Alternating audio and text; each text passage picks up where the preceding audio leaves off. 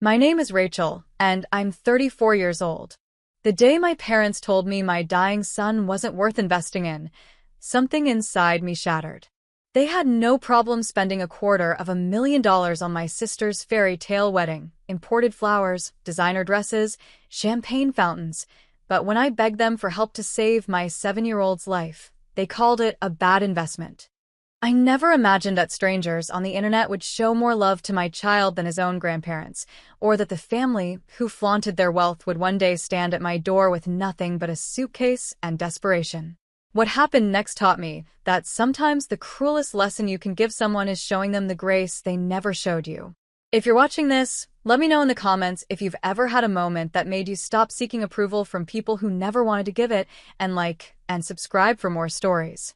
Every beep of a hospital monitor feels like a countdown. I've learned to measure my life in heartbeats now, not my own but Ethan's. Each steady rhythm from the machine beside his bed is a small victory, a temporary promise that we'll have another day together. But lately, those beeps have been growing irregular, like a song losing its tune. My name is Rachel, and I'm 34 years old. Most days, I feel twice that age. The mirror in the hospital bathroom shows dark circles under my eyes that no amount of concealer can hide anymore, and my hands shake from too much coffee and not enough sleep. I work 2 jobs: hospital receptionist during the day, grocery cashier at night. The irony isn't lost on me that I spend my days surrounded by doctors I can't afford. Ethan is 7 years old. He has his father's dark curls and my stubborn chin, and a smile that could light up the darkest room. He also has congenital heart failure, a ticking time bomb in his tiny chest that we've been fighting since he was born. Today, I'm sitting across from Dr. Patel in his sterile office, and I already know from his expression that the news isn't good. He's a kind man, mid-50s with salt and pepper hair and gentle eyes that have delivered too many difficult diagnoses. He folds his hands on the desk between us, and I brace myself. "Rachel, I'm not going to sugarcoat this," he begins, his voice calm but firm. "Ethan's condition has deteriorated significantly over the past 2 months. The medication isn't managing the symptoms anymore. His heart is working at 30% capacity." My throat tightens. What does that mean? It means he needs surgery. Soon. We're looking at a complete valve replacement and repair to the left ventricle. He slides a folder across the desk. The procedure is complex, but it's his best chance at a normal life. I open the folder with trembling fingers. Numbers swim before my eyes. $82,000. Maybe 90, depending on complications. My insurance, the bare minimum plan I can barely afford, covers less than half. How soon? My voice sounds hollow. Ideally, within the next 2 months. "Rachel, I know this is overwhelming. I'll find a way." The words come out automatically, a mother's reflex. But inside, I'm drowning. Dr. Patel's expression softens. "There are payment plans, foundations we can reach out to. You don't have to do this alone." But I do. I always have. That night, after my shift at the grocery store ends at 11, I sit in my car in the empty parking lot, staring at my phone. The screen glows in the darkness, showing my parents' contact information. My finger hovers over the call button for a full minute before I finally press it. It rings 4 times. I'm about to hang up when my mother's voice answers, clipped and slightly annoyed. "Rachel, do you know what time it is?" Mom, I'm sorry. I need to talk to you and Dad. It's about Ethan." A sigh. "Hold on." I hear muffled voices, then my father's gruff tone comes on the line. "Rachel, what's going on?" I close my eyes and force the words out. "Ethan needs surgery. His heart is failing. It's going to cost about $80,000 after insurance, and I don't have it. I've been working doubles, but I can't save fast enough, and the doctors say we're running out of time." Silence stretches across the line. In the background, I can hear the television, some late-night talk show laugh track. "How much are you short?"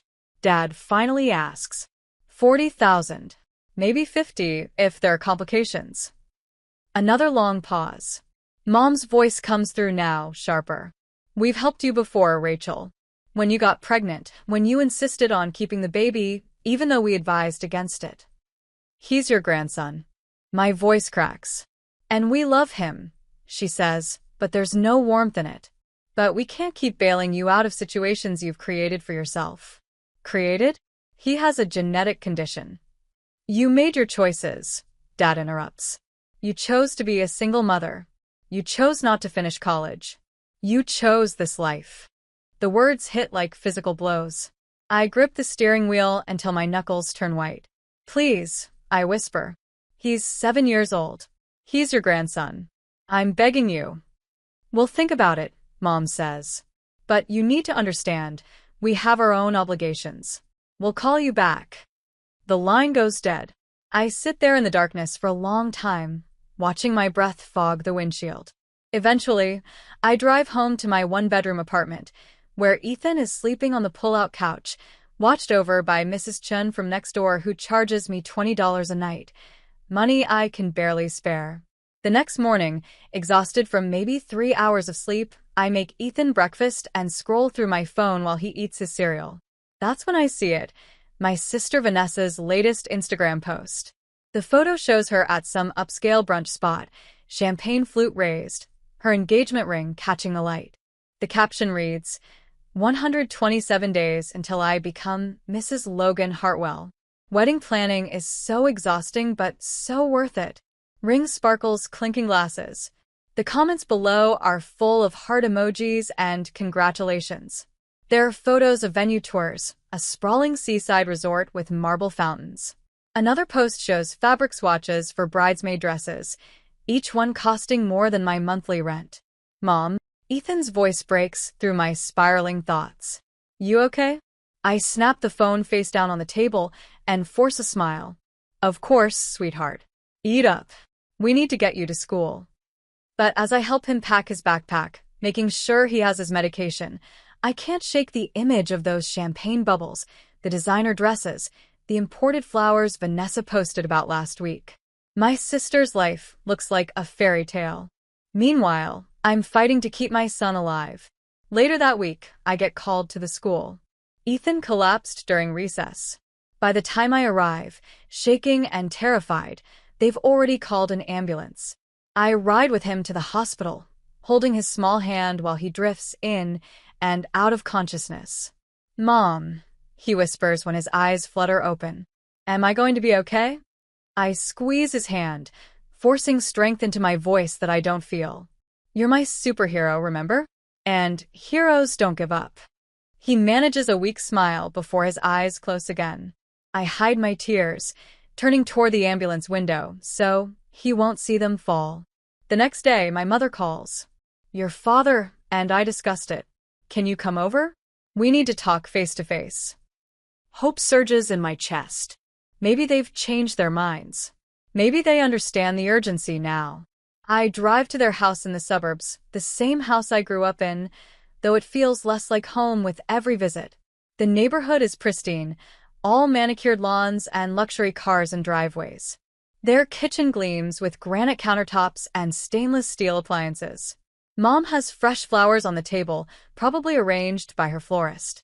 They're already seated when I arrive, like executives waiting for a board meeting. Mom gestures to a chair across from them. I sit, my heart pounding. Dad clears his throat. We've thought about your situation, Rachel, and we've discussed our finances extensively. We want to help, Mom adds quickly. Of course we do. But you have to understand, we can't justify that kind of money for... She pauses, searching for the word. Uncertainty. Uncertainty. The surgery might not work, Dad says bluntly. We spoke to our financial advisor. That's a significant investment with no guaranteed return. The word investment echoes in my head. My son. My dying son is an investment with no guaranteed return. He's your grandson, I manage to say. Mom shifts uncomfortably. Rachel, if you had made better choices, if you'd stayed in school, if you'd married someone stable instead of that boy who ran off, you wouldn't be in this position. Maybe this is a lesson you need to learn about responsibility. The room tilts. A lesson? A lesson about my son dying? Don't be dramatic, Mom says, looking away. We're simply being realistic. I feel something crack inside me, something that's been bending for years under the weight of their disappointment. You're about to spend hundreds of thousands of dollars on Vanessa's wedding. Dad's hand slams on the granite table, making me flinch. That's different. That's an investment in her future. Vanessa is marrying into a good family. She made smart choices.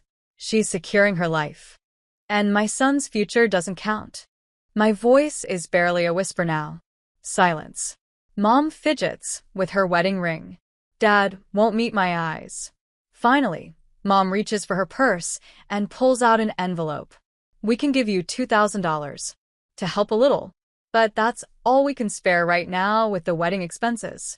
$2,000. For flowers at my sister's wedding venue, that wouldn't even cover the centerpieces. I stand up, my legs shaking. Keep it, Rachel. Keep it for the champagne fountain or the string quartet or whatever other crucial investment you're making in Vanessa's perfect future. I walk out, their protests fading behind me. In my car, I grip the steering wheel and scream until my throat is raw. Then I call my best friend Leah, the only person who's never let me down. They said no, she asks gently. Worse.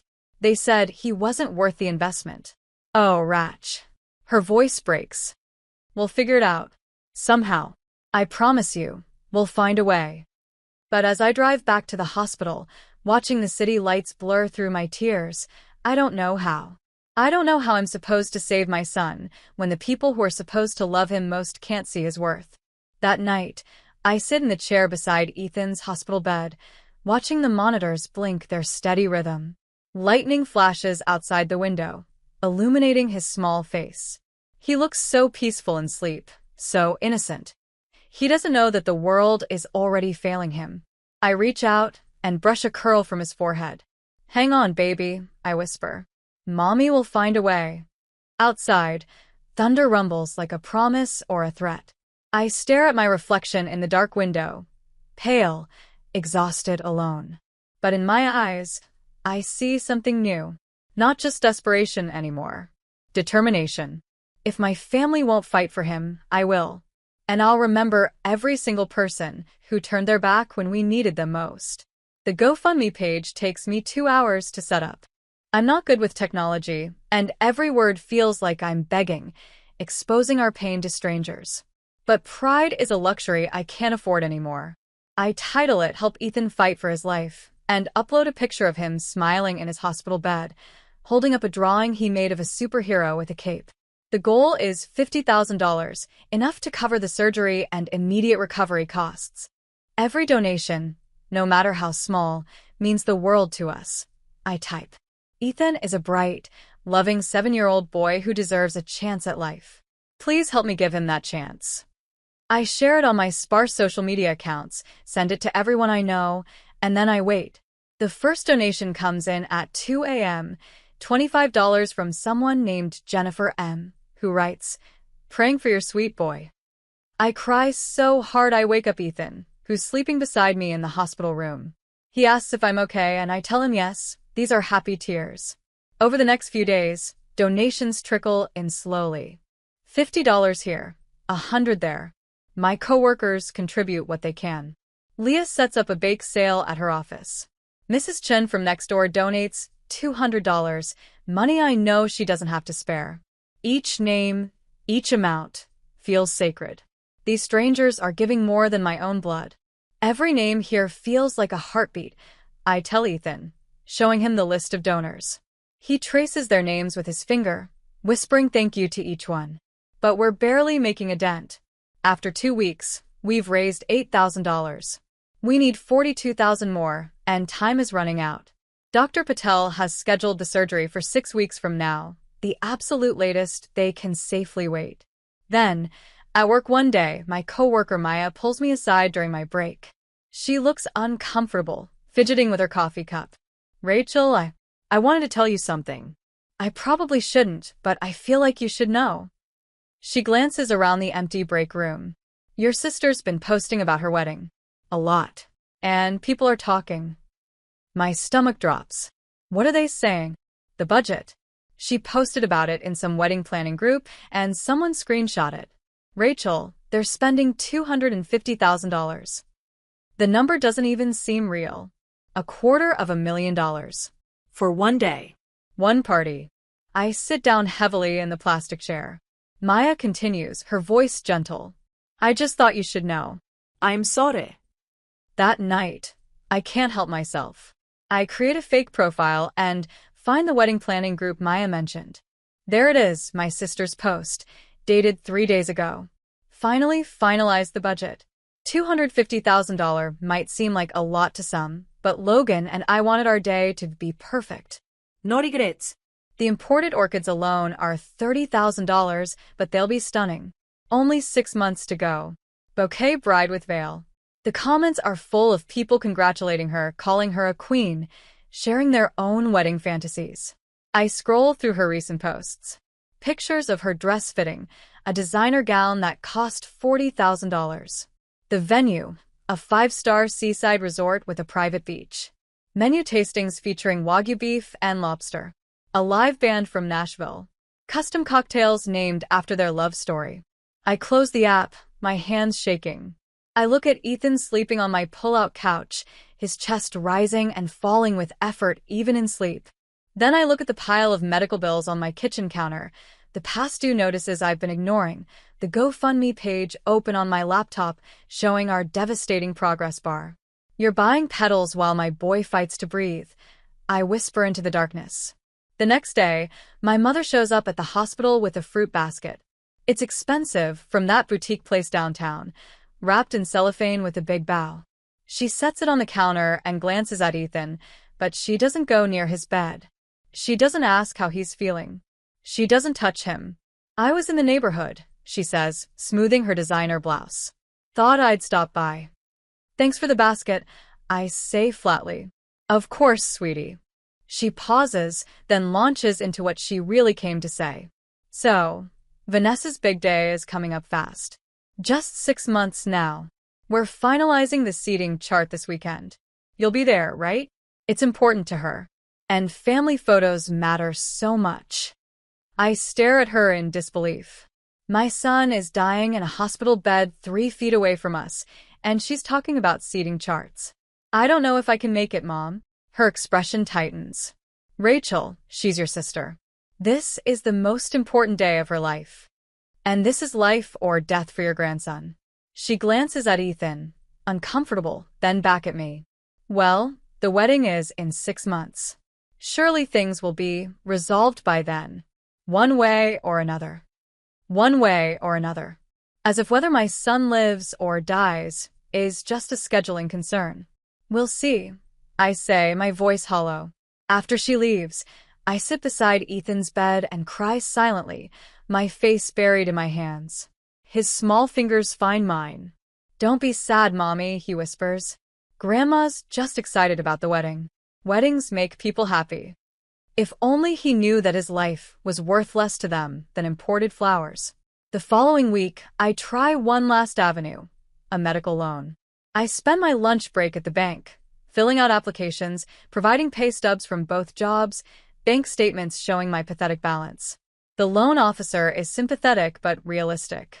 With your income and current debt-to-income ratio, I'm afraid we can't approve a loan of this size, she says gently. You'd need a cosigner with significant assets, or... I understand. I cut her off. There's no point asking my parents. We both know what they'd say. The rejection letter arrives 2 days later. I read it sitting in my car before my night shift, and something inside me just breaks. I sob so hard I can't breathe, my forehead pressed against the steering wheel, my whole body shaking. That night, during my shift, I'm scanning groceries mechanically when Dr. Patel's number flashes on my phone. My heart stops. Rachel? I'm calling about Ethan. His oxygen levels dropped again tonight. We've stabilized him, but he pauses. We need to move the surgery timeline up if possible. This is becoming critical. How much time do we have? 4 weeks. Maybe 5 at the absolute most. 4 weeks to raise $40,000. It's impossible. I'll make it happen, I hear myself say. After my shift, I return to the hospital, still in my grocery store uniform. Ethan is sleeping, oxygen mask on his face, monitors beeping frantically when his levels drop. I watch nurses rush in twice during the night to adjust his medication. The next morning, Dr. Patel pulls me aside. His voice is low, almost conspiratorial. Rachel, I'm going to see if our hospital foundation can help. There's a fund for cases like this. But I have to be honest, the approval process can take weeks, and the amounts are usually partial, not full coverage. Anything helps, I whisper. Thank you. He squeezes my shoulder. That boy is a fighter, just like his mother. Time becomes a blur. I work, I sit with Ethan, I refresh the GoFundMe page obsessively. 11,000 now. 13,000. The number climbs so slowly while the surgery date rushes toward us like a train. Then the wedding invitation arrives. It comes in an oversized ivory envelope with gold lettering, my name written in elaborate calligraphy. Inside, the card is embossed, heavy stock paper that probably cost $5 per invite. Together with their families, Vanessa Marie Thompson and Logan James Hartwell request the honor of your presence. The venue is listed. The seaside resort I've seen in 100 Instagram posts. Black tie optional. RSVP by March 1st. A separate card lists the gift registry, Tiffany & Company, Williams-Sonoma, Restoration Hardware. I'm about to throw it away when Ethan sees it from his hospital bed. What's that, Mom? Is it pretty? I show him. His eyes light up despite his exhaustion. Wow. Aunt Vanessa must be so happy. You should go, Mom. Grandma says weddings make people happy. How can I explain to him that while his aunt plans her perfect day, his grandparents have written him off as a bad investment? Maybe, I say softly. We'll see how you're feeling. 3 weeks before the surgery, against my better judgment, I decide to attend the wedding. Maybe it's morbid curiosity. Maybe it's a last desperate hope that seeing me there, seeing how much I'm struggling, will wake something human in my family. Or maybe I just need to witness the excess firsthand, to fuel the anger that's keeping me upright. Leah loans me a simple blue dress.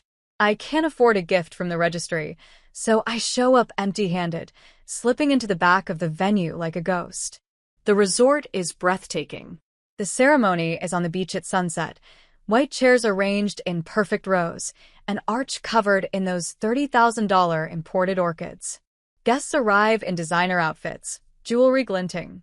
I see my parents near the front, my mother in a beaded gown, my father in a tuxedo.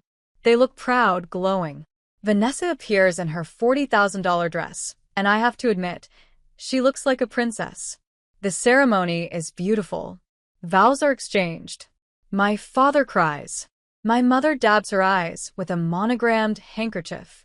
The reception moves to a grand ballroom with gold drapes, crystal chandeliers, and centerpieces that probably cost more than Ethan's medication.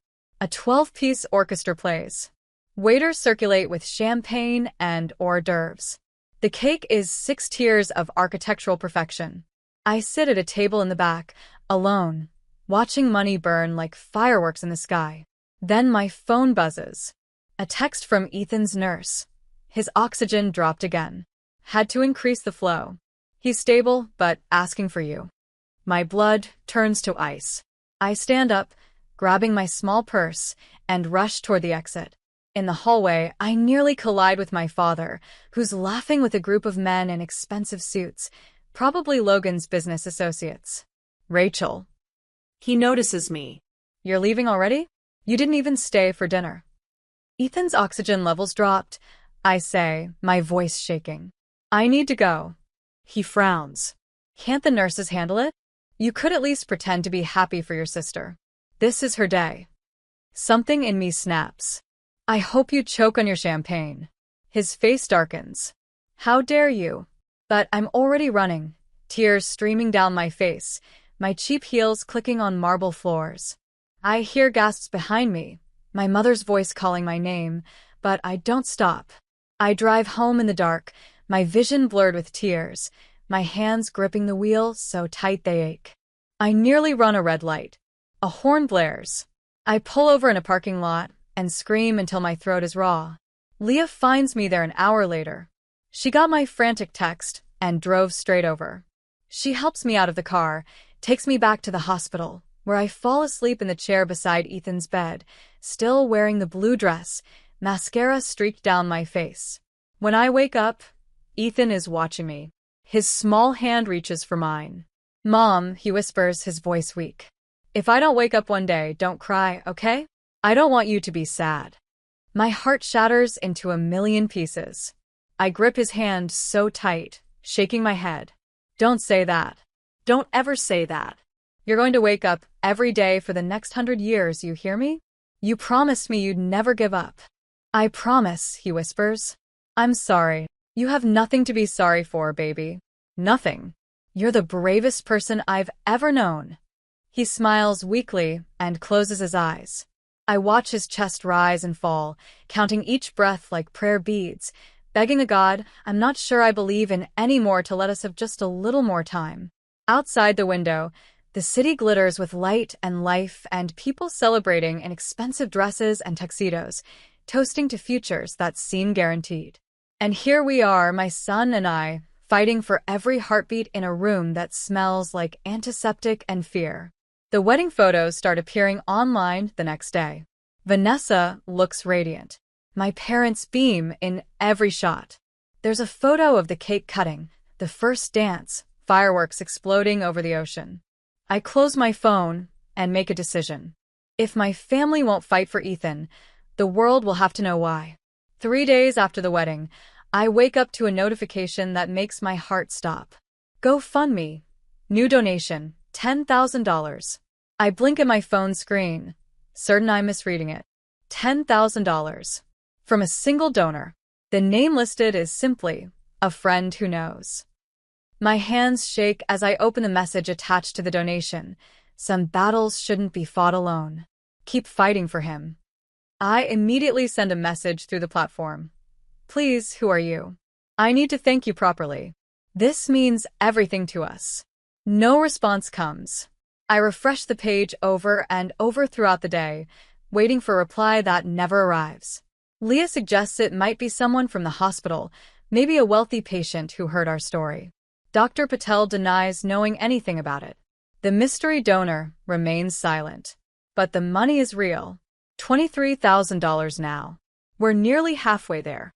For the first time in months, I let myself feel something dangerous. Hope. A week later, Leah calls me at work, her voice urgent. "Rachel, you need to see this. I'm sending you a link." The article appears on my phone screen. Local tech CEO under investigation for financial fraud. The CEO's name is Logan Hartwell. My brother-in-law. Vanessa's perfect husband of exactly 12 days. I read through the article with growing disbelief. Federal investigators are looking into Logan's company for misappropriating investor funds, falsifying financial statements, and running what appears to be a sophisticated embezzlement scheme. The article estimates the fraud at over $5 million. "Oh my God," I whisper. Leah's voice is grim. "That wedding? That $250,000 fairy tale? It was probably built on stolen money." I think about my parents' investment in Vanessa's future. About their financial advisor telling them Ethan wasn't worth the risk. They bet everything on the wrong horse, and they don't even know it yet. I should feel vindicated. Instead, I just feel tired. That night, the hospital erupts into chaos. I'm dozing in the chair beside Ethan's bed when alarms start screaming. His heart rate spikes on the monitor, 180, 190, 200 beats per minute. His small body convulses. "Ethan," I scream, lurching to my feet. Nurses flood into the room. Dr. Patel appears, barking orders. Someone pulls me back as they swarm around my son. "We need to intubate. Get the crash cart." Starting compressions. The world tilts. I watch them perform CPR on my baby, his little chest compressing under their hands, and I can't breathe, can't think, can't do anything but pray to every god I've ever heard of. "Please, please, please." After what feels like hours but is probably only minutes, Dr. Patel steps back. The monitor shows a rhythm again. Erratic but there. Ethan is unconscious, a breathing tube down his throat, but alive. Dr. Patel's face is grave when he pulls me into the hallway. "Rachel, we can't wait any longer. We need to do the surgery this week. Tomorrow, if possible. But we don't have enough. I've spoken with the hospital administration.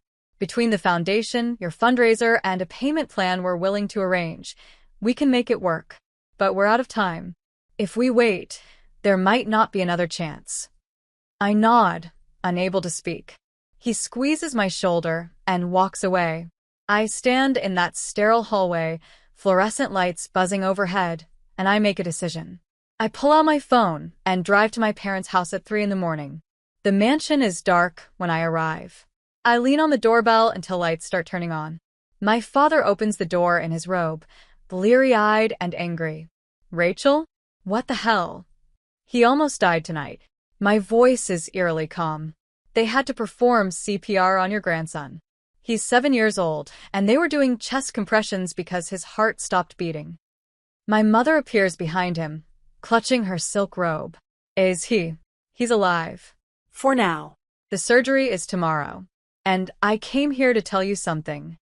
I look between them, these people who raised me, who taught me about family and love and responsibility. You'll pay for flowers and champagne, but not your grandson's heart. You called him a bad investment. I want you to remember that. When this is over, one way or another, I want you to remember what you chose. Rachel, that's not fair. My mother starts. You're right. Nothing about this is fair. But I learned something tonight. Blood doesn't make a family. Those strangers donating $10 and $20 to save a boy they've never met? They're more family to us than you ever were. I turn and walk back to my car, leaving them standing in their doorway, speechless. When I return to the hospital, I find Leah waiting with coffee and a fierce hug. How is he? Stable. Surgery's tomorrow. I sink into the chair beside Ethan's bed. He looks so small with all the tubes and wires, his chest rising and falling with the ventilator. You should try to sleep, Leah says gently. But I can't. Instead, I sit there all night, holding Ethan's hand, talking to him even though he can't hear me. I tell him about all the places we'll visit when he's better. The beach he's always wanted to see.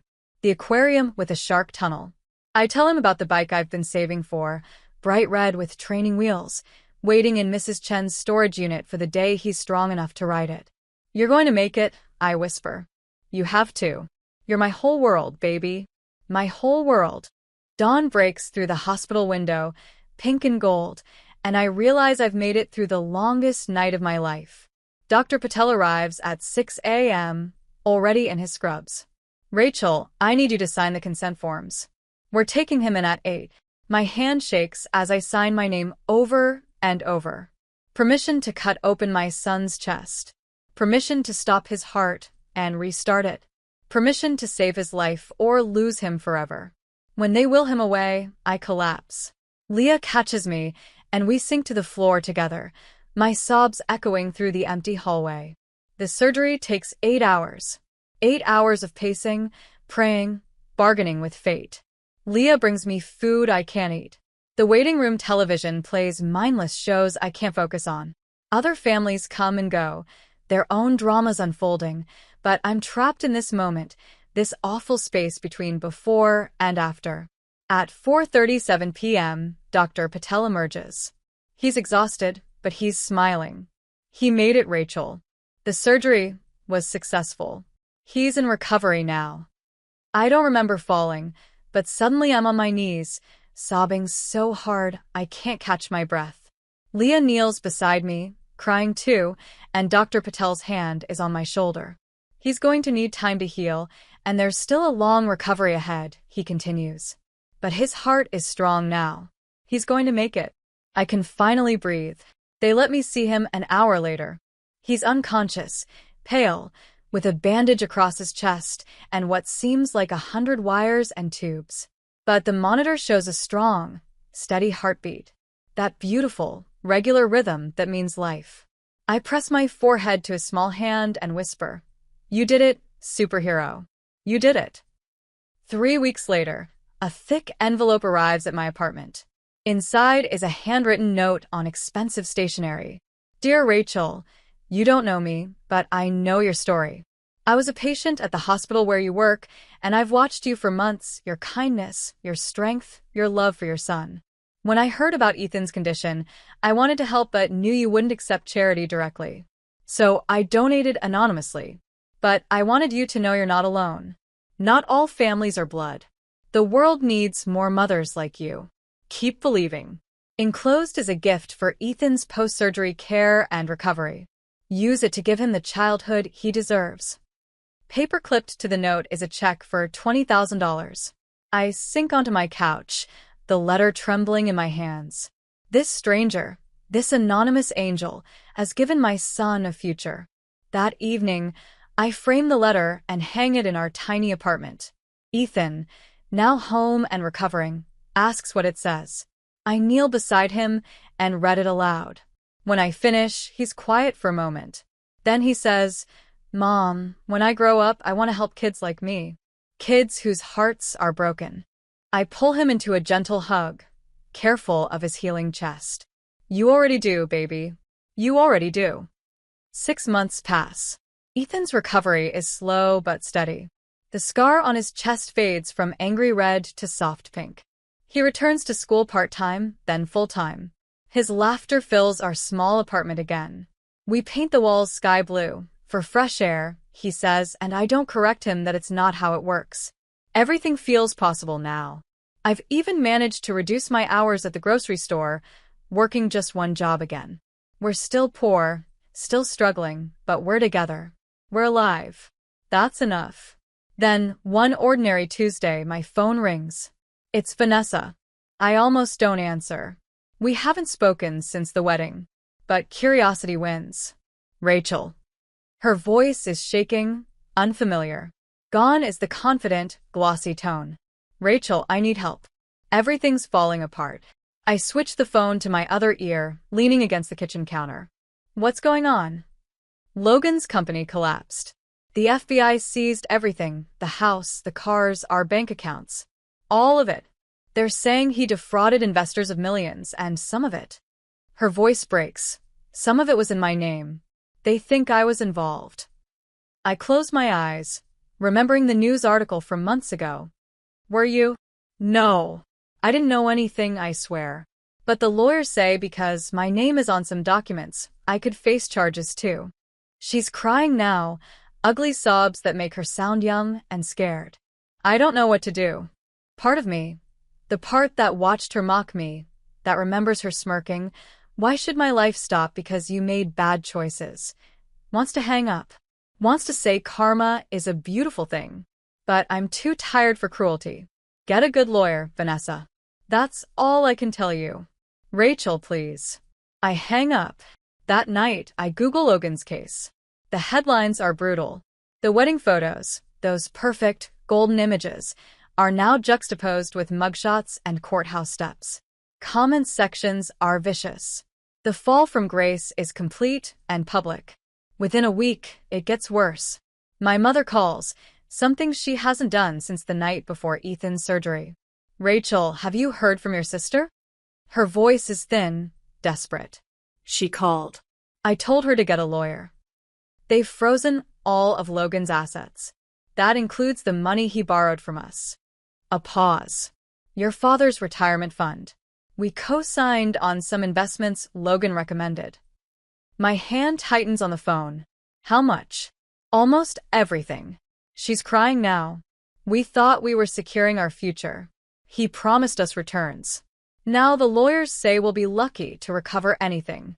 Rachel, we're going to lose the house. I should feel something. Vindication, maybe. Justice. But all I feel is a dull, distant sadness. I'm sorry to hear that. I say, and I mean it. Not for them, exactly, but for the waste of it all. We need help. We need somewhere to stay while we figure this out. There it is. The ask. The plea they never extended to me. I can't help you, Mom. I'm barely keeping us afloat as it is. But we're family. You should have thought about that when you called my son a bad investment. I hang up before she can respond. The months that follow bring a series of devastating headlines. Richard and Elaine Thompson declare bankruptcy. Their suburban mansion goes into foreclosure. Vanessa is formally charged as an accessory to fraud, apparently. She signed documents without reading them, documents that made her complicit in Logan's schemes. Her Instagram account, once full of champagne and orchids, goes dark. I watch it all from a distance, like observing a car crash in slow motion. Then one evening, I'm at the hospital for Ethan's 6-month checkup when I see a familiar figure in the waiting room. Vanessa sits hunched in a plastic chair, her designer clothes replaced with jeans and a sweatshirt, her hair unwashed, her face blotchy from crying. Our eyes meet. She looks away quickly, shame written across her features. Dr. Patel calls Ethan's name, and I follow him into the exam room. The checkup is excellent. Ethan's heart is strong, his energy levels normal for a boy his age. He's cleared for regular activities. Can I play soccer, Dr. Patel? Ethan asks, eyes bright. Let's start with something a little less intense, buddy. But yes, you can play. You can run and jump and be a normal kid. Ethan whoops with joy. I cry happy tears. When we return to the waiting room, Vanessa is still there. Before I can leave, she stands and approaches me. Rachel, she stops swallowing hard. I'm pregnant. Logan left me. Disappeared before the trial. I don't know where he is, and I have nothing. I look at her, really look at her. The sister who always had everything. Who mocked my struggles. Who couldn't understand why her perfect life should pause for my dying son. Now she's me, 6 years ago. Single, pregnant, alone, terrified. I'm sorry, I say quietly. And I don't deserve your sympathy. Her voice cracks. After everything I said to you. After what I did. No, I agree. You probably don't. But your baby does. Make better choices than our parents did, Vanessa. That's all you can do now. I take Ethan's hand and walk toward the exit. Behind me, I hear Vanessa break down, her sobs echoing through the waiting room. In the car, Ethan asks, "Was that Aunt Vanessa?" She looked sad. She is sad, baby. Shouldn't we help her? I grip the steering wheel, thinking about all the ways I could answer. About justice and karma and consequences. About the poetry of watching someone who had everything lose it all. But Ethan is looking at me with those clear, uncomplicated eyes. The eyes of someone who's known suffering and chosen kindness anyway. Some people have to help themselves first, I finally say, before anyone else can help them. He nods, satisfied, and goes back to playing with his toy. That night, my mother leaves a voicemail. Rachel, Vanessa moved back home. She has nowhere else to go. The baby is due in 6 months. Your father had a health scare, his heart. The stress of everything. We can barely afford his medications now. I know we don't deserve to ask, but I delete the message before she can finish. Weeks pass. Then months. I hear through mutual acquaintances that my parents sold their furniture to pay legal fees.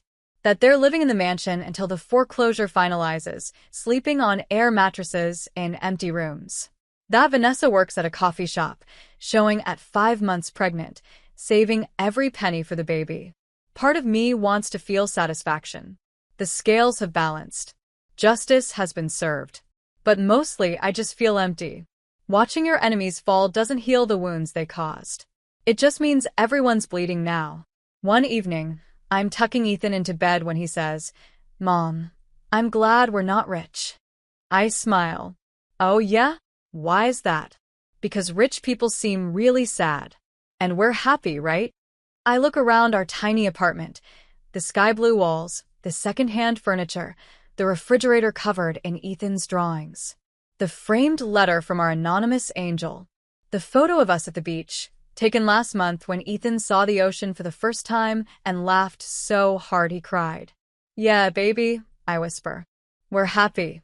That night, I dream of the hospital, of monitors beeping, of my parents' cold eyes across their granite countertop. But when I wake up, Ethan is breathing steadily in the next room, and sunlight is streaming through our window. The past can't touch us anymore. My phone buzzes. A news alert. Vanessa Thompson Hartwell sentenced to 18 months probation, community service in fraud case.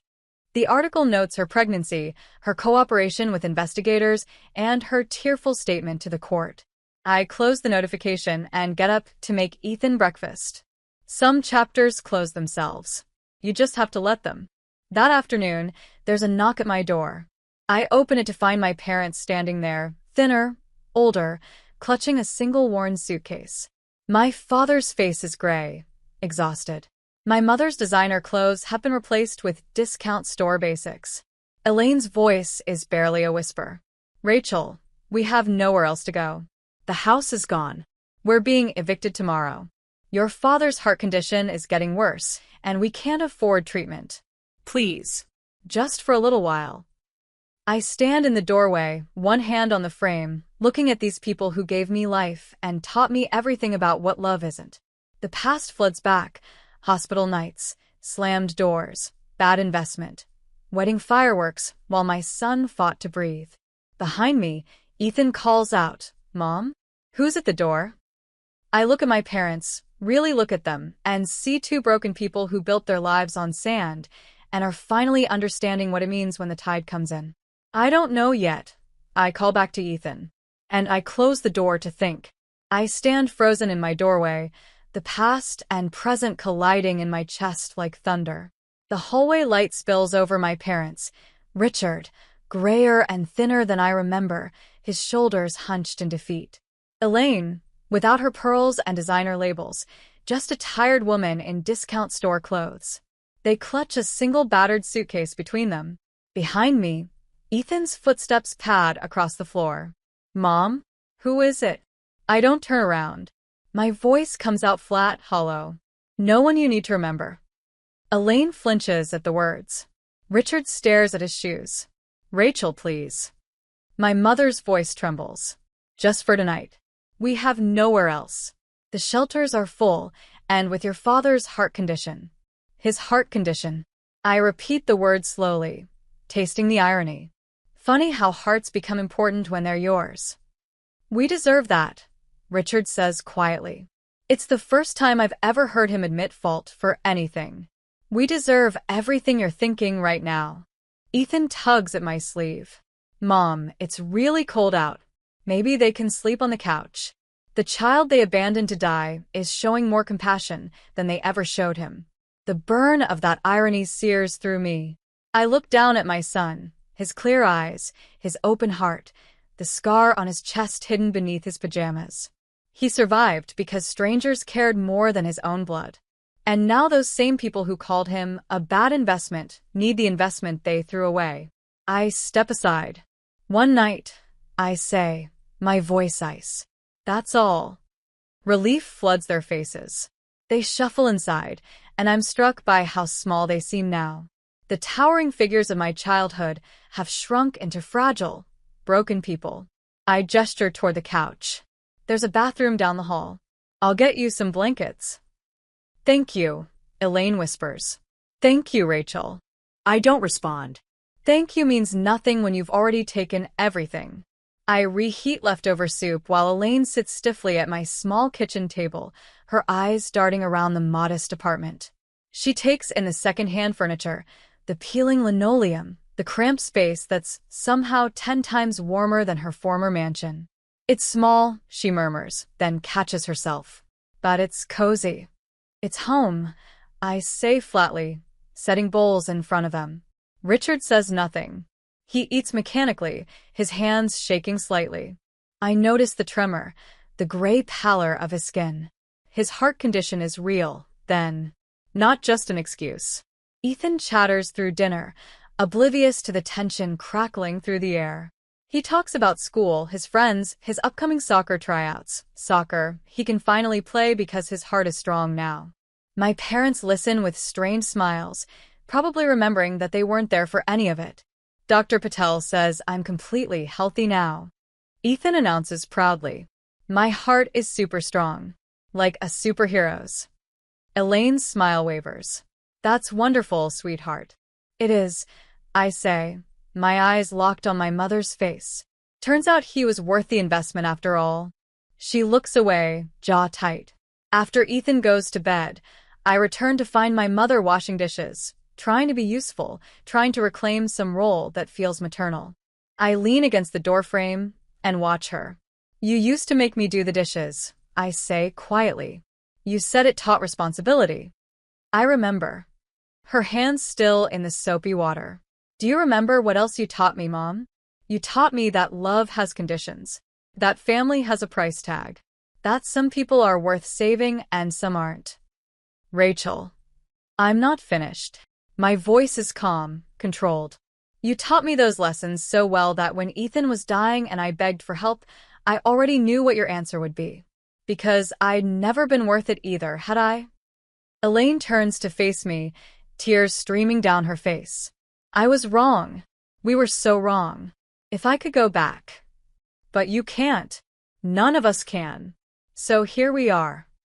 She nods, broken, and returns to the dishes. I walk to my bedroom without another word. That night, I can't sleep. I lie in the dark, listening to muffled sounds from the living room, my father's labored breathing, my mother's soft crying. Part of me wants to feel victorious. They're finally understanding what it means to be powerless, to need help that doesn't come. But victory tastes like ash in my mouth. There's no satisfaction in watching people crumble, even people who hurt you. There's just emptiness. Around 2 a.m., I get up for water and find Elaine awake, sitting on the edge of the couch in the darkness. Can't sleep? I ask. She shakes her head. Your father's breathing is worse. I keep waking up to check if he's still. She trails off. I know that fear. I lived it every night in the hospital. There's a clinic on 5th Street, I say quietly. They work on a sliding scale. Bring his medical records and whatever insurance you have left. Thank you. She wipes her eyes. Rachel, I know sorry isn't enough. I know we can never make this right. But I need you to know, I think about it every day. Every single day, I think about what we did to you. To him.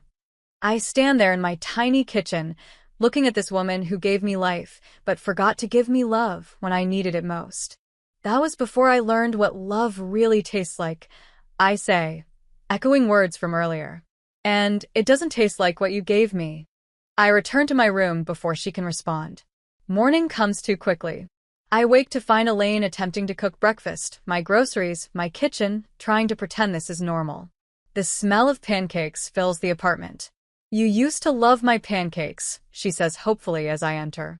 I pour coffee, my movements mechanical. That was before I learned what love really tastes like. The words hang between us. She sets a plate in front of me anyway. I eat in silence while Ethan bounces into the kitchen, delighted by the unexpected breakfast. Richard emerges looking worse than yesterday, his skin ashen, his breathing labored. When he tries to help clear the table, he has to sit down, hand pressed to his chest. Dad. The word slips out before I can stop it. I'm fine, he rasps. Just need a minute. He's not fine.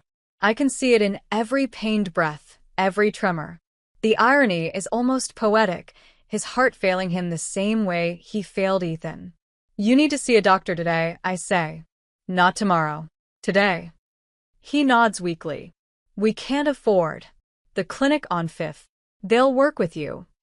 I grab my purse, pulling out $40, money I don't really have to spare. Take this for the copay. Richard stares at the money like it's a lifeline and a rebuke all at once. Slowly, his hand reaches out and takes it. I don't deserve your help, he says, his voice cracking. No, I agree. You don't. But he does. I nod toward Ethan, who's watching us with worried eyes. Because he's learning what it means to be kind even when people don't deserve it. And I won't let your failures destroy his goodness. Richard's face crumples. He covers it with his hands, shoulders shaking. My phone rings. It's my supervisor. I step into the bedroom to answer. Rachel, I hate to ask, but can you cover someone's shift today? It's time and a half. I glance toward the living room where my parents sit like refugees in my home. Time and a half means groceries, medicine, maybe fixing the leak under the sink I've been ignoring. I'll be there in an hour. When I emerge, I tell my parents I have to work. There's food in the fridge. The clinic opens at 9. Make sure Dad goes. Elaine nods gratefully. We'll clean up. Maybe I could help with chores? To earn our stay. The word earn makes me pause. You don't need to earn a roof, Mom. You just need to try living under one without lying to yourselves about who you are. Her eyes drop, ashamed. I kiss Ethan goodbye. He's staying with Mrs. Chin today, and leave them there in my apartment, surrounded by the life I built from the wreckage of their abandonment. At work, I move through my tasks mechanically, my mind elsewhere. During my break, Maya approaches with her phone extended. Rachel, your sister is calling. She's been trying to reach you all morning. I take the phone. What, Vanessa? Mom just called me. The police came to their motel room last night. They're saying Logan forged documents in Dad's name too. The FBI wants to question both of them. Her voice is frantic, pregnant with panic. They think our parents knew about the fraud, that they helped him hide money. I close my eyes. Of course. Of course it gets worse. Did they? I don't know. I don't know anything anymore. She's crying now. Everything's falling apart, Rachel. Everything. And I'm 7 months pregnant with nowhere to go and a criminal record, and breathe, Vanessa. My voice is surprisingly gentle. Just breathe. How are you so calm? How can you just after everything? Because I already survived the worst thing I could imagine, I say quietly. And you're just now learning what that feels like. She sobs into the phone. I'm sorry. God, Rachel, I'm so sorry. For everything I said, everything I didn't do. I know. And I do. I can hear it in every broken syllable. What do I do? I think about all the times I asked that question into the void. All the times no one answered. You do what I did. You survive. One day at a time. One breath at a time. You love that baby the way you should have loved Ethan, and you become better than what our parents taught you to be. I don't know if I can. You don't have a choice. I hang up and return to work, but the words echo in my head. You don't have a choice. None of us ever really did. When I get home that evening, I find my apartment spotless. The dishes are done, the floors swept, the bathroom cleaned. My parents sit quietly on the couch, looking smaller somehow. How'd it go at the clinic? I ask. Richard's voice is hoarse. They prescribed medication. Put me on a waiting list for a cardiologist. Said my heart is. He pauses, damaged. Years of stress, they said. Bad cholesterol. They want to run more tests. They need $700 for the tests, Elaine adds quietly. We don't have it. I sink into a chair, exhausted. $700. For the parents who wouldn't spend $40,000 to save their grandson. I heard about the FBI investigation. I say instead of responding to the money question. Richard's head drops. They think we knew. We didn't. Logan showed us documents, investment opportunities. We trusted him because Vanessa loved him. Because we wanted to believe we'd made the right choice investing in her future. Ironic, I murmur. We were fools, Elaine whispers. We sacrificed our principles for money and status.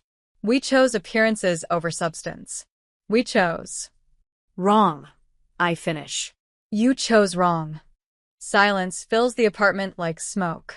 That night, I lie awake again, thinking about tests I can't afford and parents who don't deserve help and a son who deserves better than my bitterness. Around midnight, my bedroom door cracks open. Ethan stands there, backlit by the hallway light. Mom, are you awake? Yeah, baby. What's wrong?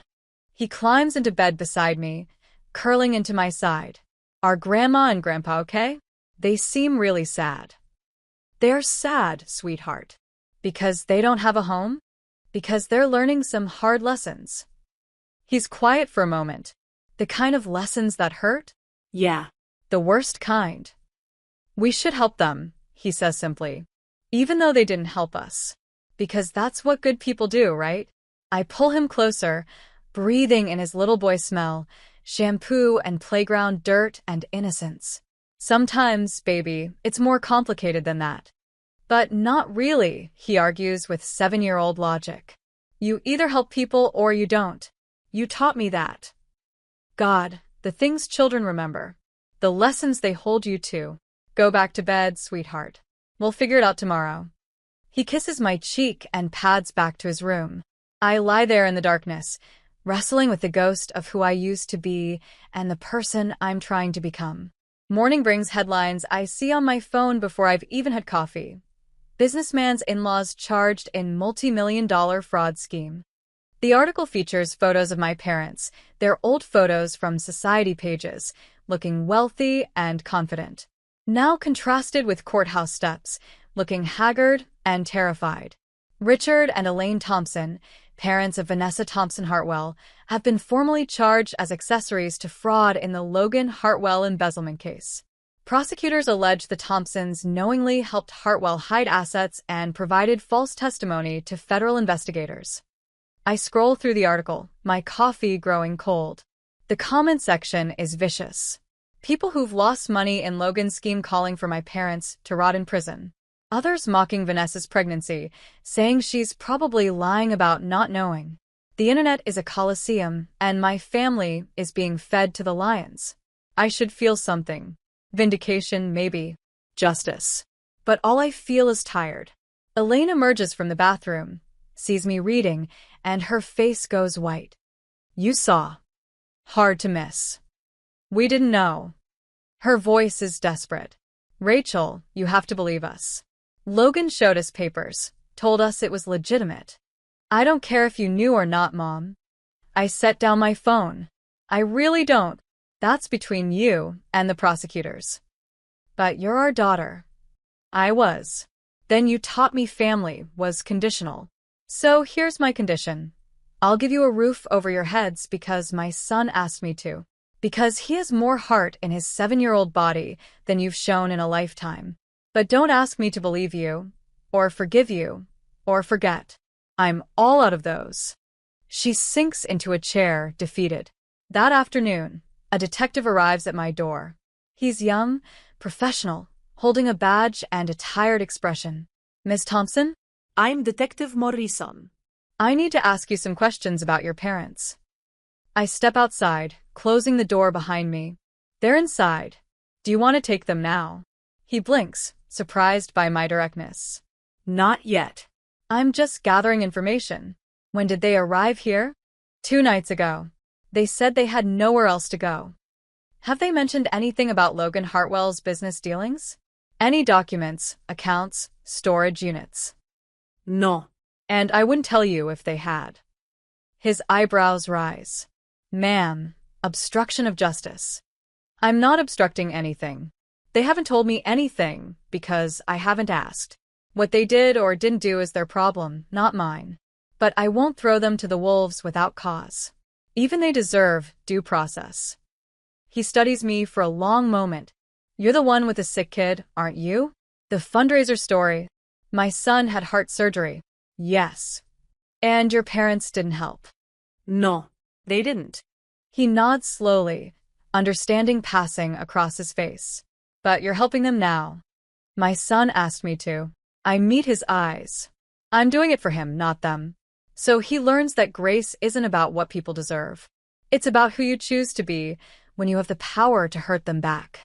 Detective Morrison closes his notebook. I'll need to speak with them eventually, but not today. He hands me a card. If they try to leave town, call me. If they mention anything about hidden assets or documents, call me. Understood. Understood. He leaves, and I lean against the door, exhaling. Inside, I find my parents huddled together, terrified. What did he want? Richard asks. To know if you've told me anything. I said no. Rachel. I don't want to know. Whatever you did or didn't do, that's yours to carry. I have enough weight. Days blur together. My parents exist in my apartment like ghosts, quiet, helpful, desperately trying to make themselves useful. Elaine cooks meals I don't ask for.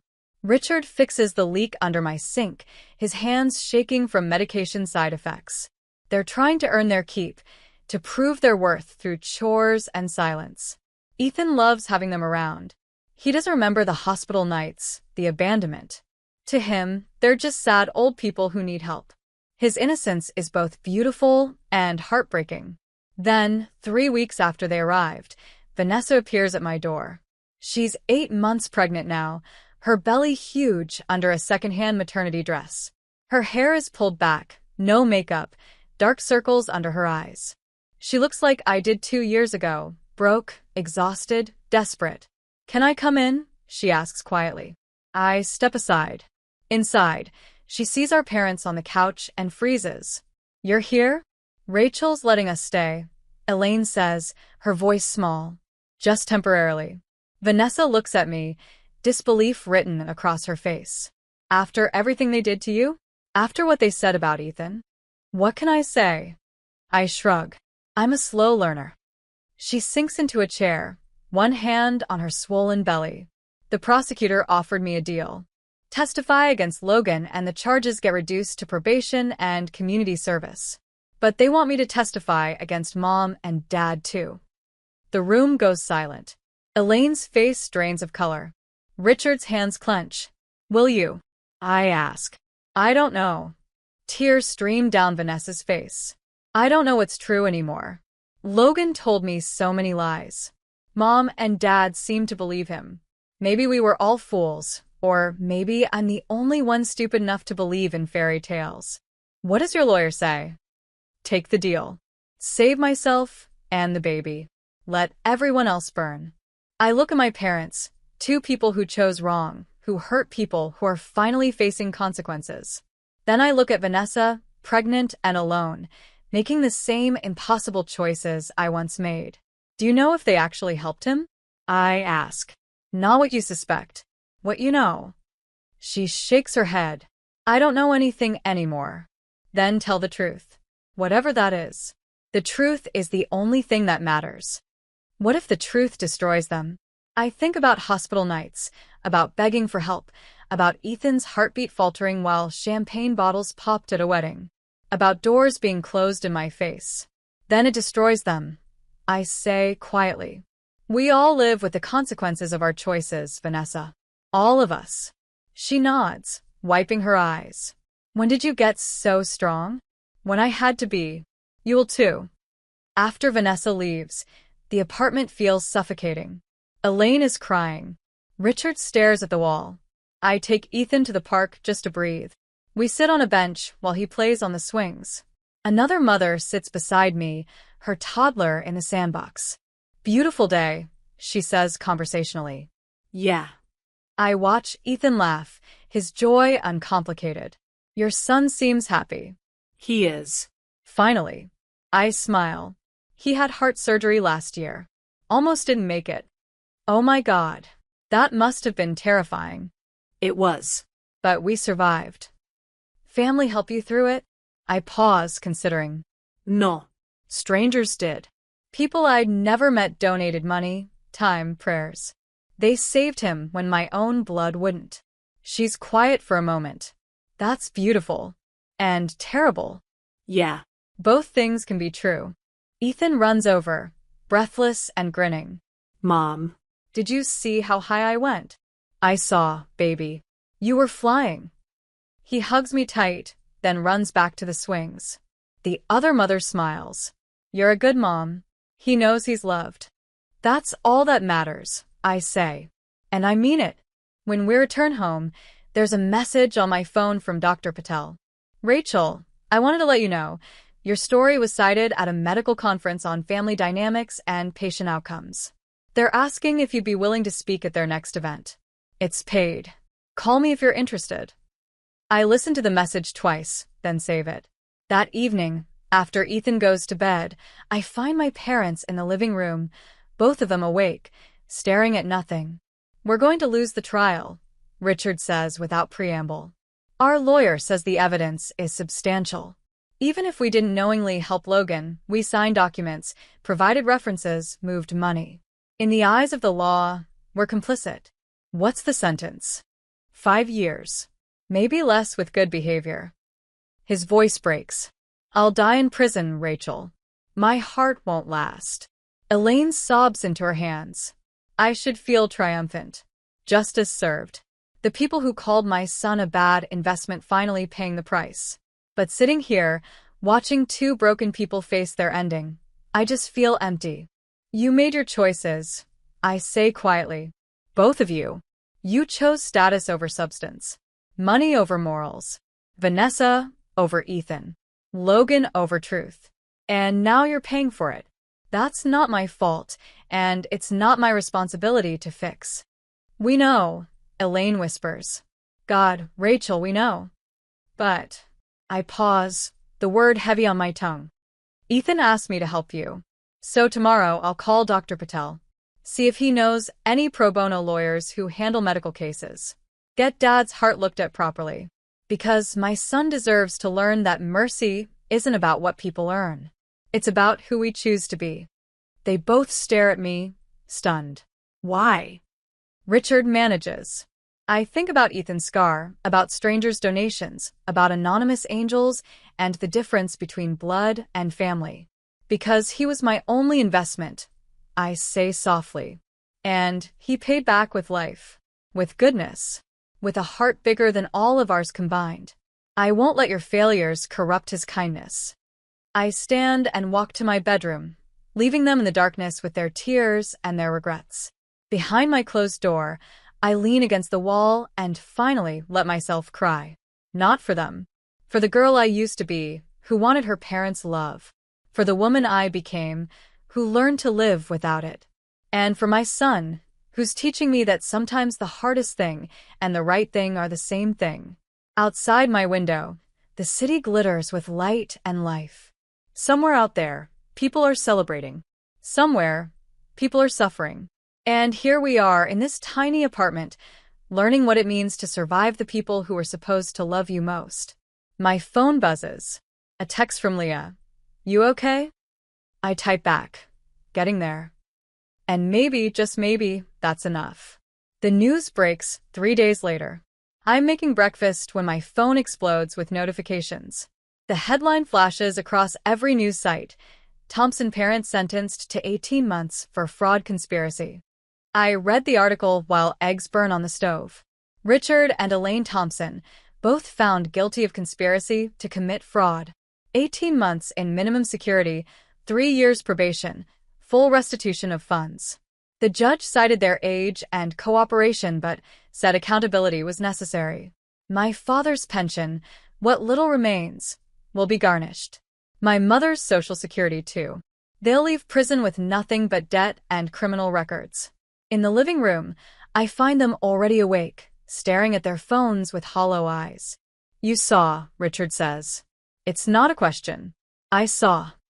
Elaine's hands shake as she sets down her phone. 18 months. They're taking us in next week.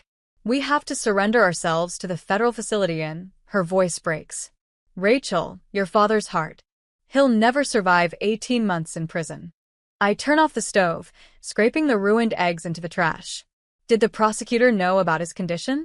Yes. They don't care. The victims lost everything. The judge said we have to face consequences regardless of health issues. I sink into a chair, exhaustion pulling at my bones. What do you want me to say, Mom? I don't know. She looks at me with desperate eyes. That you'll visit? That you'll take care of things while we're gone? That you'll... I'll make sure Dad sees a cardiologist before you surrender. I interrupt. I'll make sure someone's monitoring his condition. Beyond that, I can't promise anything. That's more than we deserve, Richard says quietly. Yes. It is. The next week passes in a blur of doctor's appointments and legal preparations. I use the money from the speaking engagement Dr. Patel arranged, my first paid event where I shared Ethan's story with medical professionals. $3,000 for 2 hours of reliving our worst nightmare. But it means Richard gets to see a proper cardiologist. Dr. Chun, no relation to my neighbor, is a serious woman in her 50s who doesn't mince words. Mr. Thompson, your heart is functioning at 40% capacity. You have significant arterial blockage, and your stress levels are catastrophic. Frankly, I'm surprised you're still walking around. Richard sits on the exam table, looking smaller than I've ever seen him. What's the prognosis? You need surgery. A bypass, possibly valve replacement. Without it, you're looking at another heart attack within 6 months. With your upcoming incarceration, she pauses delicately. Prison medical facilities aren't equipped for this level of care. How much? I ask from my corner of the room. With his Medicare and the payment plan we can arrange, probably $30,000 out of pocket. The number hangs in the air. $32,000. Less than half what they refused to give Ethan. Less than they spent on Vanessa's wedding flowers. Richard looks at me, something broken in his eyes. I can't ask. You're not asking. I'm deciding. I turn to Dr. Chen. What's the timeline? Ideally, within the next 2 months. Before he has to surrender? Preferably yes. I make the decision in that sterile exam room, watching my father struggle to breathe, remembering Ethan's monitors beeping their desperate rhythm. Schedule it, I say. I'll figure out the money. Dr. Chen nods and leaves to make arrangements. Richard stares at me, tears streaming down his face. Why, he whispers. After everything we did to you, to Ethan, why would you help me?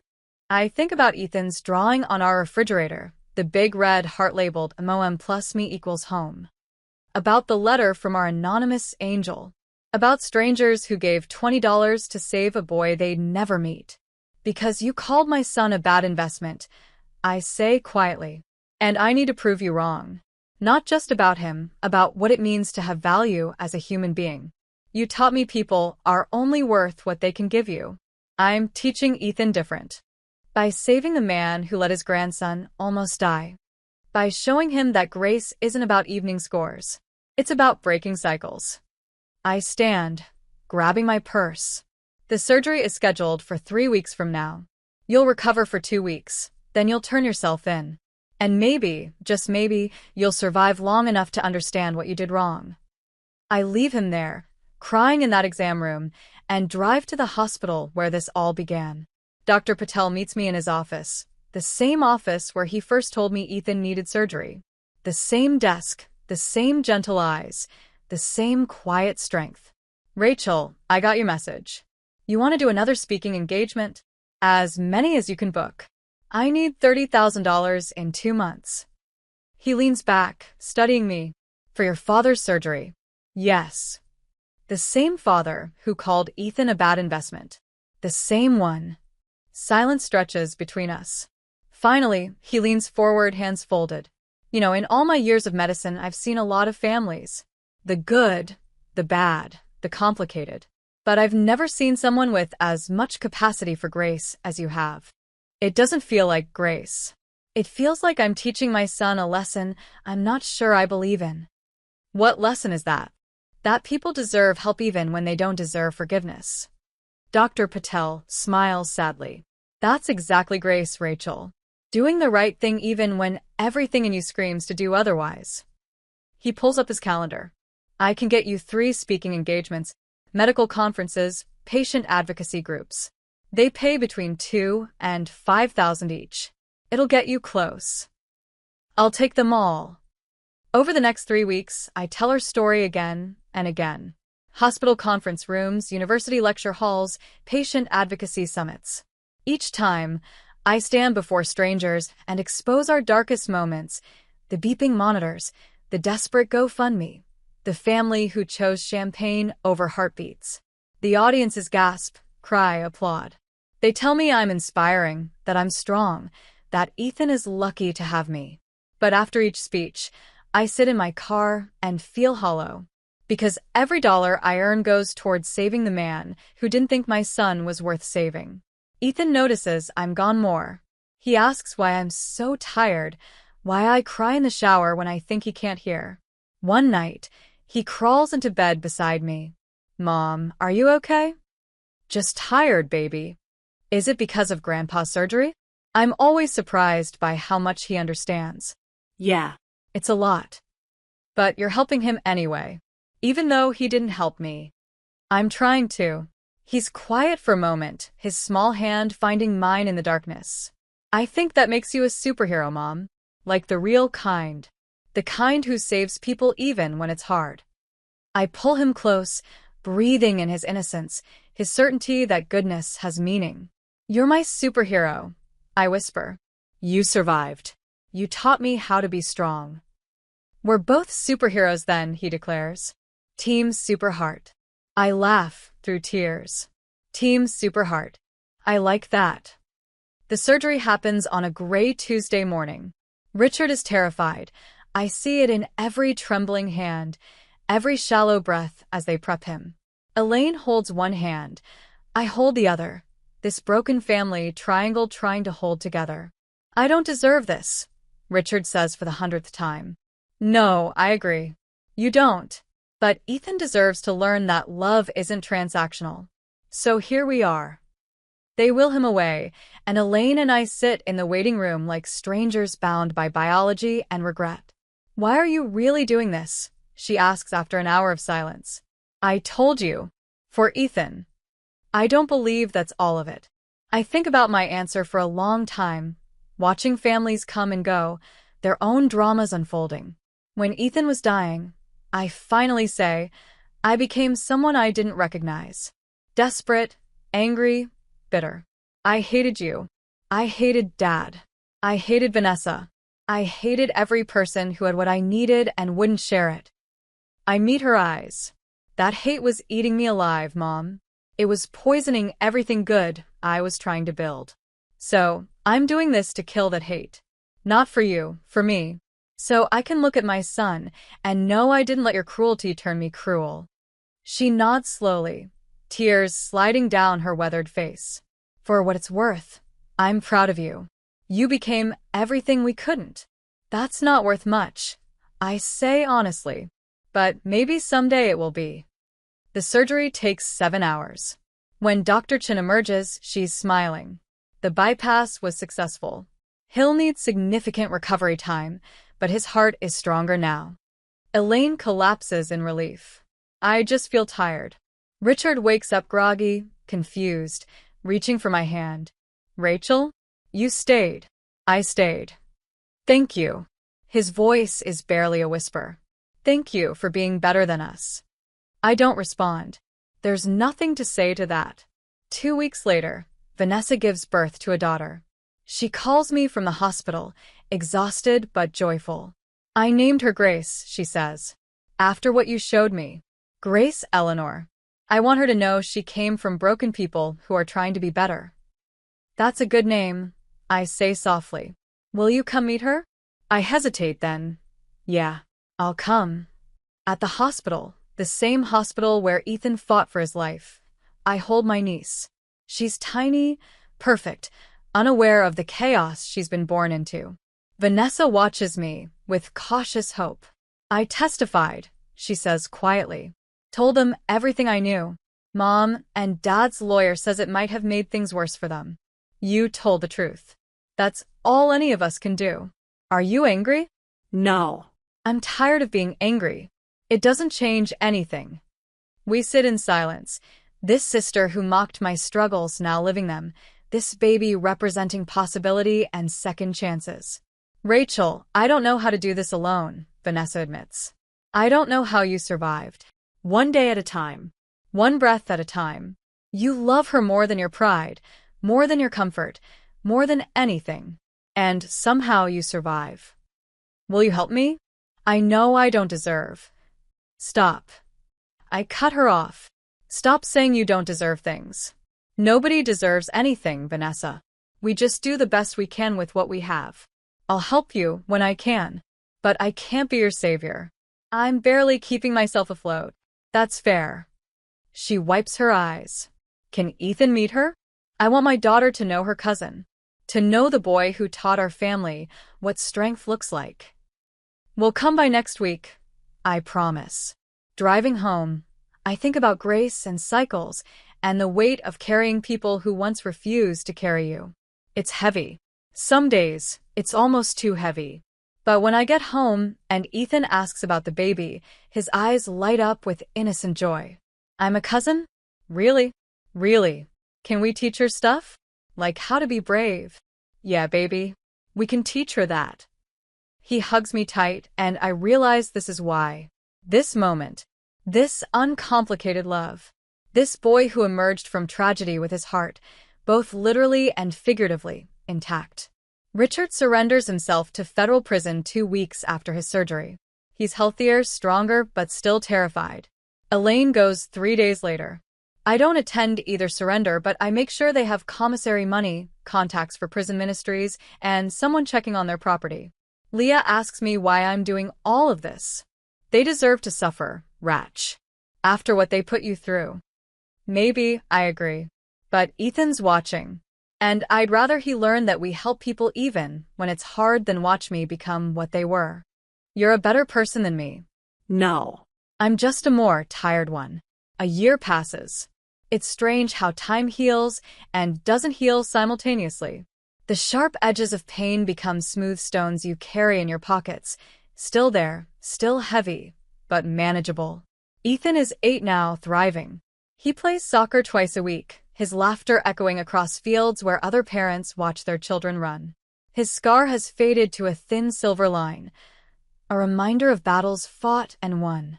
He talks about becoming a doctor someday, helping other kids with broken hearts. I've paid off Richard's surgery through speaking engagements and a patient advocacy position Dr. Patel helped me secure.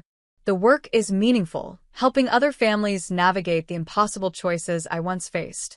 Each family I help feels like honoring the strangers who saved us.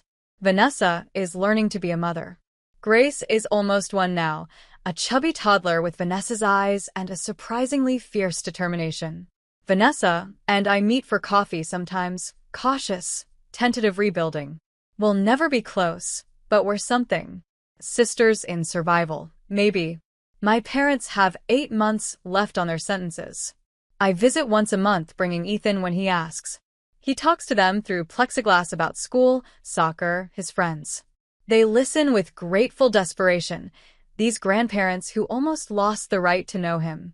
Richard looks healthier despite prison. The structure, the forced sobriety from stress, has given him clarity. Elaine has lost weight, her designer polish replaced with something more real. How are you? I ask during one visit. Learning, Richard says. Learning what we should have known all along. That value isn't measured in dollars. That family isn't a transaction. Little late for that lesson. I know, but maybe not too late to mean it. I don't respond. Some things don't need responses. Then, on a Saturday morning in October, there's a knock at my door. I'm making breakfast. Ethan is watching cartoons, the ordinary rhythm of our life humming along.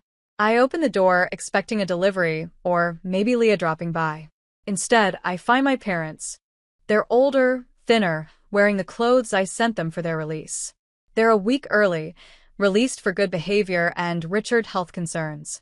They stand on my doorstep with that same battered suitcase, looking uncertain and small. Rachel.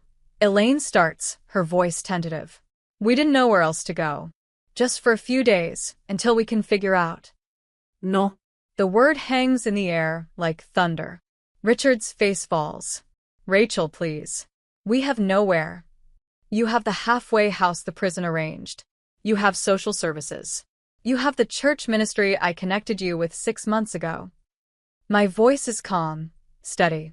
You have options. They're not comfortable options, but you have them. But you're our daughter, Elaine whispers. I am. And you're my parents. And we've spent the last year learning what that means and what it doesn't mean. It doesn't mean I owe you a home. Ethan appears behind me, peeking around my legs. Grandma?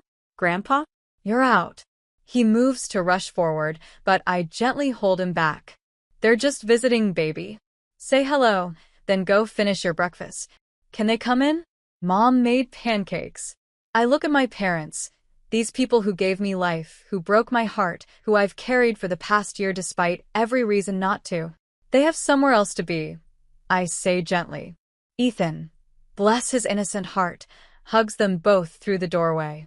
I'm glad you're okay. Mom says you learned important stuff. We did, sweetheart, Richard says, his voice thick. We learned what matters most. Love. Ethan declares. Love matters most. Exactly right. Elaine touches his hair gently. You're so smart. I usher Ethan back inside, then step into the hallway, closing the door behind me. My parents and I stand in the fluorescent light, the past year hanging between us like fog. You've spent the last year helping us, Elaine says.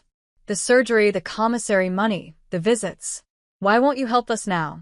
I think about my answer carefully, weighing each word. Because there's a difference between helping someone survive and enabling them to avoid their consequences. I helped Dad survive because Ethan needed to see me choose life over revenge. But opening my door to you now? That's not about Ethan anymore. That's about you avoiding the life you built. And I won't do that. We've changed, Richard insists. Prison changed us. We understand now. Maybe you have. Maybe you do. But that doesn't erase what you did. It doesn't make us a family again. We're just people with shared DNA who are trying to coexist without destroying each other. So, what now? Elaine asks, tears streaming. We just what? Disappear from your life. No. You go to the halfway house. You rebuild, slowly on your own. You prove through actions, not words, that you've changed. You respect that I have boundaries now, and those boundaries exist because you destroyed my trust. I soften slightly.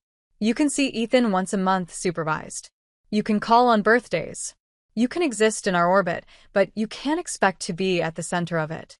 That space is reserved for people who earned it. Richard nods slowly, understanding dawning in his eyes. You're doing to us what we did to you. No. My voice is firm. I'm doing what you should have done, teaching that love has requirements. That family requires effort, respect, and repair. You taught me family was conditional on what you could gain.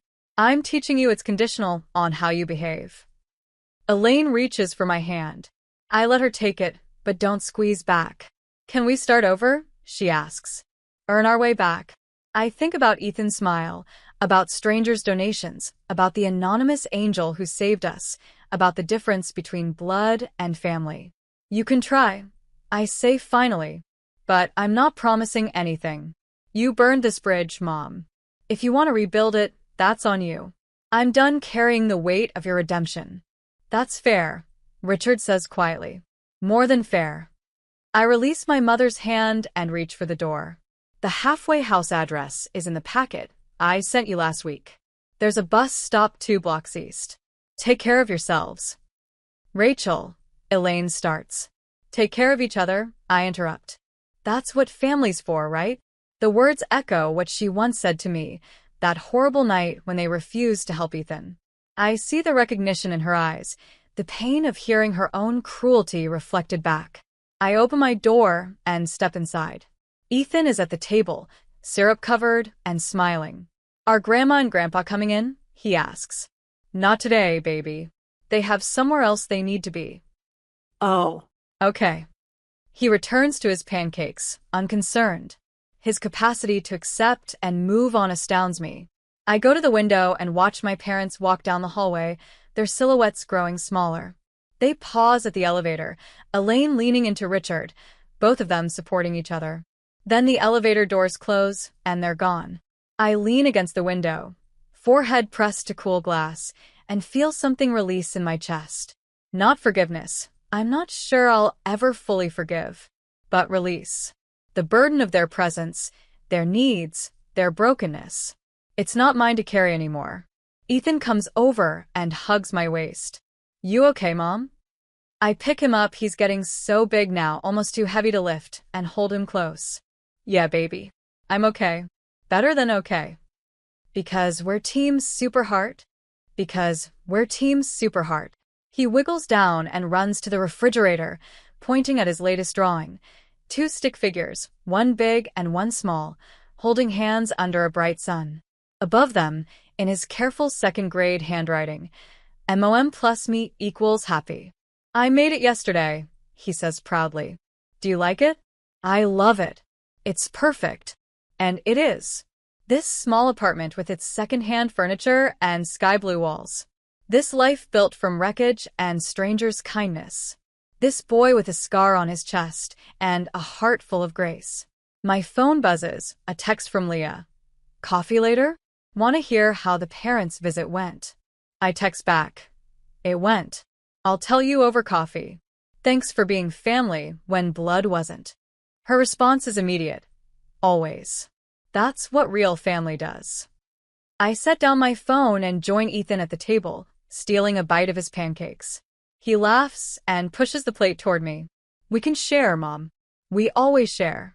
Yeah, baby. We do. Outside, the October sun breaks through clouds, casting golden light through our window. Somewhere out there, my parents are navigating their new reality. Somewhere, Vanessa is learning to be a mother. Somewhere, the strangers who saved us are living their lives, unaware of the miracle they created. And here, in this small warm space, my son and I are simply existing, scarred but whole, broke but rich in the ways that matter, alone but never lonely. That evening, I frame Ethan's drawing and hang it next to the letter from our anonymous angel. Two reminders of what saved us, a stranger's grace and a child's love. As I tuck Ethan into bed, he asks, Mom, do you think Grandma and Grandpa will be okay? I think they'll figure it out, like we did. And if they don't, then that's sad, but it's not our responsibility to fix. He thinks about this, his young face serious. But we'll still love them, right? Even if we don't let them live here? Love and boundaries can exist together, baby. You can love someone and still protect yourself from them. Like a superhero's force field? I laugh softly. Exactly like that. He smiles, satisfied, and closes his eyes. Good night, Mom. I love you to the moon and the stars and back. I love you to everywhere and always, sweetheart. I watch him drift to sleep. This miracle child who taught me that survival is just the beginning. That grace is not about what people deserve, but who you choose to be. That sometimes the most powerful thing you can do is close a door gently but firmly and build a life on the other side. In the living room, I sit in the darkness, thinking about the past 2 years. The hospital nights, the GoFundMe donations, the wedding I walked out of, the surgery I funded, the door I just closed. Some doors close so better lives can begin. I whisper the words into the darkness, testing how they feel. They feel like truth, like freedom, like the end of carrying other people's weight, and the beginning of living light. My phone glows with a final notification, a message from the Patient Advocacy Network about a family who needs help navigating their child's heart surgery. Can I call them tomorrow? I respond, yes. I'll call them first thing. Because this is what we do with our pain. We transform it. We use it to light the way for others walking similar paths. We become the strangers who save people because strangers once saved us. I look around my small apartment, this space I've fought so hard to keep, to fill with love, to make safe. Home is not where your blood is. Home is where your heart heals. And mine, at last, is healing. Outside, the city settles into night. Inside, my son dreams of soccer fields and doctors' coats. And I sit in the quiet, finally at peace with the choices I've made, the boundaries I've set, the life I've built from ashes. They spent $250,000 on my sister's wedding and called my son's treatment a bad investment. But they were wrong about everything that mattered. Ethan wasn't an investment. He is priceless. And this life we've built, this messy, imperfect, beautiful life? It's worth more than all their champagne and orchids combined. I smile in the darkness, feeling the weight of the past finally release its grip. Some doors close so better lives can begin. This is my better life beginning. And I'm finally ready for it. If your family refused to save your dying child but then came to you for help years later, could you find it in your heart to choose mercy over revenge? Drop your thoughts in the comments below, hit that like button, and subscribe for more stories about the complicated truth of family, forgiveness, and what it really means to break generational cycles.